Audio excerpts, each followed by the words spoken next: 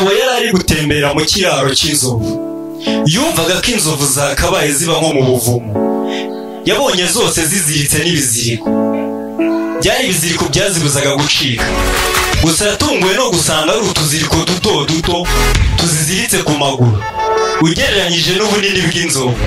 Nk'umugabo usanzwe uzi inzovu yaratunguwe. Yibajije impamvu zidakoresha imbaraga zazo ngo zicike, ngo basi zice utwo tuziriko, hanyuma zibe zabasha gutoroka. Ariko igitangaje nuko zitigeze zibigerageza nibura rimwe mu buzima, kandi byaragaragara ko nk'aho ari ikintu cyoroshye kizoroheye kuri zo. Nk'umugabo yagize amatsiko menshi cyane rwose. Hanyuma ashaka kumenya impamvu. Abaza umurinzi wazo wari hafi aho ngaho impamvu. Basi nibura inzovu zitigeze zigerageza gucikaho bwari.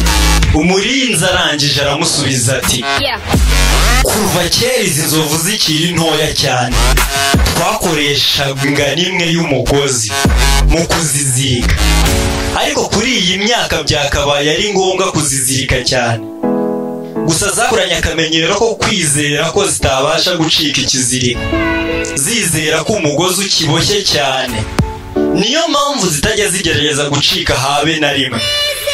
Iryo ni ryo banga ryacu, kandi ko kurabona ko zituje.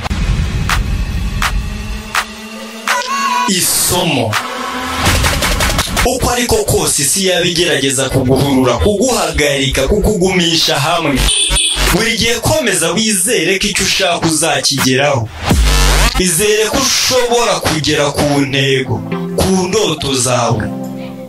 Hangana, wicika intege, komeza, kandi icyo nzi cyo birashoboka, uzabishobora.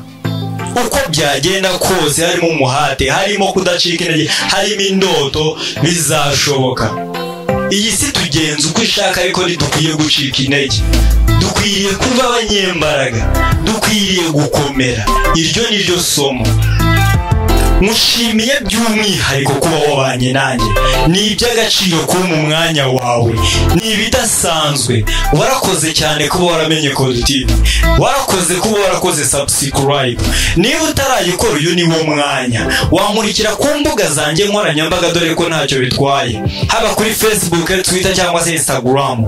Wanyandikira kuri WhatsApp unyuze kuri 078 75 73 190.